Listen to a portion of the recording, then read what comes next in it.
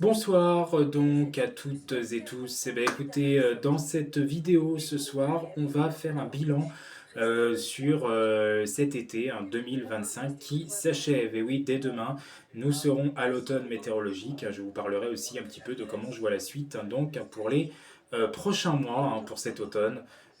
Notamment et à peu près jusqu'à la fin de l'année. Mon ressenti, je vous donnerai mon premier ressenti.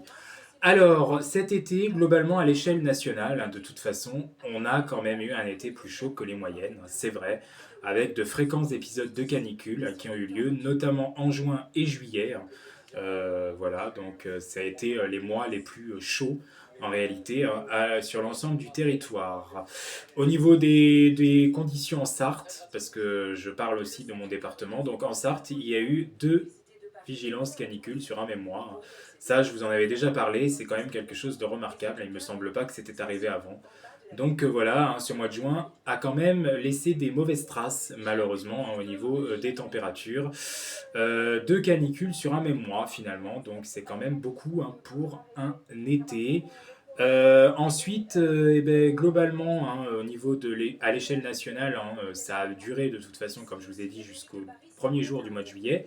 Et c'est vrai qu'ensuite, et ça a été aussi observé en Sarthe, donc chez moi, il y a eu une baisse des températures. À partir du 9 à peu près, du 8-9 juillet, les températures ont baissé petit à petit et ça a duré à peu près ensuite pour quand même pas mal de temps. Ça a duré pour le restant quasiment du mois de juillet jusqu'à début août où ensuite les températures sont reparties nettement à la hausse. On a retrouvé de nouveau des températures très élevées, mais c'est vrai que c'était plus mitigé dans cette période. Alors, au niveau des orages, je ne reviens pas sur, enfin, je vais revenir sur ça.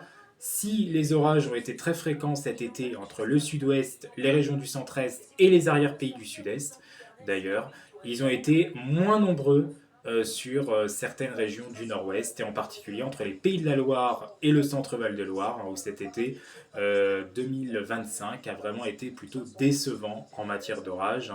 Alors, je vais revenir quand même sur quelques dates qu'il y a eu au niveau des orages sur la Sarthe, des dates qui m'ont le plus marqué. Alors bon, la saison en elle-même, je vous avais dit que ça s'était ouvert à partir du 13 mai, mais durant l'été, on a eu les orages donc du 12 juin et du 13 juin notamment. Bon, pas des orages vraiment énormes, c'était pas non plus les orages du siècle, mais voilà, il y a eu quand même quelques moments orageux donc dans ces dates-là. Et puis le 25 juin, alors là c'était vraiment un flop par contre, où j'étais placé en vigilance orange et où finalement il n'y a rien eu. Sans compter le mois de juillet, où là c'était à peu près partout, de toute façon, sur la France il y avait une baisse de l'activité orageuse. Voilà, pas partout. Il y a des secteurs de l'Est, notamment proches des reliefs, sont quand même bien sortis, même au mois de juillet, avec de belles dégradations orageuses. Je pense notamment à l'avis météo, qui a eu des moments assez orageux par chez lui, même au mois de juillet. Mais globalement, quand même, à part quelques exceptions comme ça, proches des montagnes, on peut quand même dire que la saison, ce milieu de saison, ce cœur de saison, donc en juillet, avait quand même été beaucoup plus calme. En Sarthe, pas un seul orage non plus, du coup, pour ce mois de juillet. Au niveau des températures, malgré tout, le mois de juillet termine proche des moyennes de saison. Il n'y a pas grand écart, finalement, de température, contrairement à juin, mais c'est vrai que voilà, il y a quand même eu ces coups de chaud encore fréquents en début de mois, notamment. Donc la balance, finalement, elle est proche des moyennes, ni plus ni moins. Au final, c'est un mois un peu standard, ce mois de juillet, on l'aura compris, à l'échelle du pays. Et puis pour le mois d'août, alors, mois d'août qui a très mal débuté ici. Franchement, très très mal. Au niveau des orages, ça a très mal débuté. Bon, au niveau de la chaleur, il y a eu un regain de chaleur de toute façon dès le 7 août, avec le jour de mon anniversaire, avec cette fameuse envolée des températures, qui heureusement ne s'est pas trop éternisée, mais quand même, ça a duré une semaine de température assez élevée, où il y avait des températures souvent supérieures à 30 degrés dans la moitié nord. On a même eu quelques pointes à 35-36 par endroit. Et dans le sud, on a pu atteindre, voire dépasser les 40 degrés. On a même battu des records, notamment sur le sud-ouest, où on a pu aller jusqu'à 42, 43 degrés parfois quand même, il faut le savoir, pour ce mois d'août, hein, et on s'en rappelle bien. Donc, évolution quand même très chaude, malgré tout, à compter du 6-7 août, hein. C'est vraiment là que la chaleur s'est réveillée. Et ça a duré à peu près jusqu'au 15 août, jusqu'au week-end du 15 août. Comme souvent, à partir du 15 août, les choses ont changé et le temps est redevenu plus instable de nouveau sur certaines régions. Encore une fois, j'ai fait exception, hein, donc ici, il n'y avait pas grand-chose à se mettre sous la dent, hormis une perturbation extrêmement pluvieuse le 20 août. Et là, il y a eu très peu d'orages, mais il y a eu quand même une petite cellule faible qui était pas loin. Il y a eu deux grondements, hein, à l'arrivée des pluies, en fait, hein, voilà. Et d'ailleurs, il y a eu des cumuls de pluie assez importants qui ont stationné le 20 août, hein, entre les Pays de la Loire, le nord des Pays de la Loire plus exactement, le sud de l'Île-de-France, le nord de la Bourgogne, en allant jusqu'à l'Alsace, où là on a battu certains records de pluviométrie, hein, pour un 20 août, il faut le savoir aussi. Ça faisait office de toute façon d'un temps très orageux sur la moitié sud à ce moment-là, et sur le centre-est, hein, donc sur les deux tiers sud en fait. Et entre les deux, il y avait cette bande pluvieuse qui stationnait. Et cette bande pluvieuse a été très active. Donc bonne nouvelle, hein, pour mes sols ici qui finalement n'ont pas eu trop le temps de s'assécher. Voilà. Ils avaient été très secs, hein, quand même, hein, pour juillet et notamment pour juin avec ces deux canicules. Mais ensuite, avec la perturbation du 20 août, ça a un petit peu aidé en quelque sorte, hein, largement à faire remonter la balance. Et d'ailleurs, c'était pas forcément prévu qu'il pleuve autant sur le Maine, parce qu'au départ, les précipitations étaient vues un petit peu plus au nord. Et finalement, plus au nord, il n'y a rien eu. C'était vu plus au nord. Enfin, il y avait des modèles qui voyaient la zone de conflit, hein, de contact, hein, finalement plus au nord, d'autres qui la voyaient plus au sud.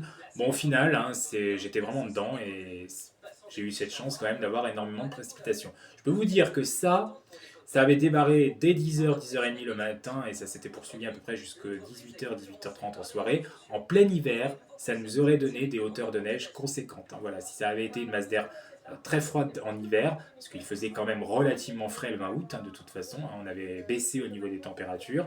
Bah, si ça aurait fait ça en plein hiver dans un contexte donc beaucoup plus froid encore, très froid, et qu'une perturbation stagnerait comme ça dans ces eaux-là, hein, dans ces régions-là, ça aurait donné des hauteurs de neige conséquentes. Et ça m'a fait beaucoup penser justement à la situation de février 2021, hein, où on avait un peu un front comme ça, neigeux, qui ondulait un peu sur ces régions, allant des Pays de la Loire à l'Alsace, en passant par le nord de la Bourgogne, le centre Val-de-Loire et le sud de l'Île-de-France. Et ben c'est ce qui s'était un peu passé, figurez-vous, le 20 août.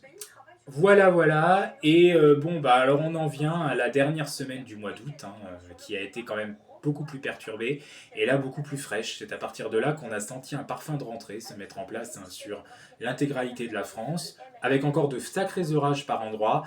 Et je viens justement à la fameuse date, la date butoir, vraiment la date, la meilleure date de cet été, hein, pour ici, hein, pour ma saison. C'est vraiment la meilleure date de cet été qui restera euh, présente, le 29 août. Voilà, vendredi dernier, un vendredi là qui vient de s'écouler, deux orages. Voilà. Alors le premier, il n'est pas passé pile poil sur ma zone. Il a un peu effleuré ma zone, mais il était quand même pas très loin finalement.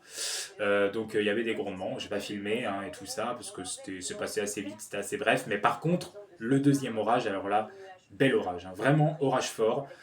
Parce que les cumuls de pluie étaient très importants, hein, il a beaucoup plu sous cette zone orageuse. Il y a eu un petit peu de vent qui s'est élevé, bon, rien de mirobolant au niveau du vent, mais par contre le tonnerre était quand même assez beau. Dommage qu'il n'y a pas eu tant d'éclairs que ça qui est ressorti, hein, c'était quand même noyé sous les précipes. Il manquait un peu d'impact, hein, je trouve. En tout cas, moi, j'en ai pas capturé. J'étais pris dans l'excitation en même temps, hein, donc vous me direz, c'était assez compliqué aussi. Mais il y a eu quand même. Puis j'étais en fait au parc, hein, j'étais dans un parc derrière chez moi. Je me méfiais un peu parce que j'étais pas très loin des arbres, chose qu'on ne doit pas faire, hein. Ce que j'ai fait, c'est pas très bien. J'étais pas très loin d'être en dessous d'un arbre. On ne doit pas faire ça, hein, quand il y a un orage, hein, donc ça, je vous le dis tout de suite, c'est un truc à pas faire. Bon, j'étais pas en plein en dessous, hein. Quand je dis que j'étais en dessous, j'étais pas loin, quoi. J'étais pas loin des arbres. Il y avait quand même des arbres autour, donc voilà. Mais j'essayais d'avoir la vue la plus dégagée possible pour vous filmer cet orage, qu'ensuite j'ai refilmé la suite chez moi. Et c'était quand même quelque chose d'important. Et surtout la grêle, hein, m'a beaucoup surpris parce que je pensais pas qu'il y aurait eu de la grêle comme ça. Il y a eu de gros grêlons. À un moment donné, vraiment des grêlons bien imposants, bien importants, hein. Je sais pas un peu combien de centimètres exactement. Mais voilà, il y a quand même eu de la grêle qui est tombée. C'est pas tous les jours non plus, donc il fallait quand même le signaler. Malgré tout. Voilà, donc c'était plus un orage grêligène finalement qu'un orage venteux. Au final, le vent n'a pas été exceptionnel sur cet orage, hein, mais c'était vraiment un superbe cru. Et d'ailleurs, entre le 28 août et le 29 août, globalement, c'est une grande partie de la France, hein, qui a été impactée par cette activité orageuse, hein, suivant les régions. D'ailleurs, ça a même débuté dès la semaine du 25, hein, donc globalement, dès le lundi. Voilà. Dans un contexte de masse d'air froid, je précise, donc comme quoi, hein, les orages de masse d'air froid, c'est vraiment surprenant parfois, et ça peut quand même être très beau à observer aussi, à pouvoir visualiser. Il y a juste, bah oui, c'est en fait c'est le fait de ne pas avoir pu impacter des impacts, hein, donc c'est le cas de le dire, qui m'a un petit peu déçu. Enfin, j'étais quand même très content de ce 29 août. Et encore une fois, bah oui, ça rappelle un peu 2020, parce que 2020, 5 orages. Bon là, j'en ai eu que 2, c'est déjà bien, c'est déjà très bien pour une journée. Et surtout avec une saison qui a été si pauvre que ça ici. Donc vraiment, c'est quand même, c'était pas gagné en plus. Donc j'étais vraiment content quand même. Mais voilà, donc il y a quand même une carte à jouer, je pense, sur les fins août, hein, ici, hein. Parce que c'est pas la première fois, hein. Août 2020, 5 orages, le 28 août, là, 29 août 2025, 2 orages. Il y a une carte à jouer, je pense, entre fin août et septembre, des fois, ici. Voilà, c'est pas la première fois, même dans les saisons de toute façon actives. Il y a des fois eu des mois de septembre qui n'ont pas été décevants, hein, du tout. Donc ça dépend des régions, hein. Quand on dit que l'activité orageuse elle décline au mois de septembre, ça dépend où en réalité. Et ça dépend aussi des différents contextes météorologiques qu'on peut retrouver. De toute façon, ici, globalement, en Sarthe, c'est surtout les orages de traîne, hein, qui sont les plus fréquents. Parce que les orages d'air chaud, il y en a aussi. Mais comme les conflits, souvent, l'air océanique gagne assez vite, hein, vous voyez ce que je veux dire, plus rapidement et que l'air chaud stationne un peu plus loin, bah, on n'est pas pile des fois dans la zone où le conflit est le plus important, donc on a quand même plus l'air océanique qui arrive derrière, mais c'est pas pour ça, hein. On en a eu la preuve vendredi que les orages ne peuvent pas être parfois assez spectaculaires et même assez violents, enfin assez forts en tout cas, hein. Là on n'était quand même pas dans du violent, mais on était dans du fort, ça c'est pour moi sûr et certain, et je l'ai classé comme ça, mon orage. C'est pour ça que j'ai dit orage puissant d'ailleurs. Voilà, voilà, un petit peu. Alors maintenant, eh bien, on en vient, hein, justement aux températures du mois d'août. Bon, ben, je pense que globalement, pour ce mois d'août, hein, on aura quand même des températures qui vont être un peu excédentaires suite justement à cette vague de chaleur, hein, qu'il y a eu, notamment entre le 7 et le 18, ouais, jusqu'au 19 août, quoi. C'était assez élevé. Maintenant, comment je verrai la suite? Alors moi, pour cet automne, eh bien, écoutez, hein, pour ce mois de septembre, a priori, je verrai quand même. Alors là, c'est vrai que globalement, hein, on va rester dans des conditions encore dépressionnaires, hein. De toute façon, cette semaine, ça oui, hein, ça va pas trop changer. Mais ensuite, je verrai des conditions plus anticycloniques se remettre en place pour le restant du mois de septembre. Voilà. Sous réserve, attention, parce qu'on a quand même des zones d'ouragans, d'ex-ouragans, hein, vous savez, qui jouent les troubles faits, hein. Donc parfois, on peut avoir des surprises peut-être en plus négatif d'ici là, mais finalement en plus positif pour nous, pour la passion aussi. Donc ça restera à voir, mais a priori, je vois quand même une suite de mois de septembre, après cette première semaine qui aura été perturbée encore, perturbée et plutôt fraîche d'ailleurs, je vois une suite de mois de septembre beaucoup plus anticyclonique, hein, qui devrait se remettre en place, et sèche donc, et chaude aussi sur notre pays. Je pense que le mois de septembre finira plus 0,5 à peu près, à plus 1 degré, hein, au-dessus des moyennes de saison. C'est pas un excédent énorme, mais ça restera quand même toujours pour ce début d'automne météorologique au-dessus des moyennes de saison. Ensuite, pour le mois d'octobre, alors là, je verrai un changement, hein, radical de situation. Ça veut dire qu'on retrouverait de nouveau un flux océanique, un flux d'ouest à sud-ouest, hein, donc des températures qui resteront plutôt douces, hein, il ne fera pas froid au mois d'octobre, hein, théoriquement. On serait a priori dans des températures qui tourneraient entre 0,5 selon moi et plus 1 degré. Ça fera un peu comme septembre, selon moi. Et au niveau des précipitations, ben, on aurait un excédent. On serait peut-être à plus 30, voire plus 40 à 50% de précipitations. Voilà, dans ce genre de cas, pas d'anomalie particulière en Méditerranée au niveau des précipitations. Là, j'ai du mal à voir réellement si la saison des épisodes sémno et méditerranéens sera active. J'ai du mal à voir ça cette année, hein, je sais pas trop. Là, c'est vrai qu'on a quand même le premier épisode méditerranéen ce dimanche qui se met en place là, pour une durée de 24 heures à peu près.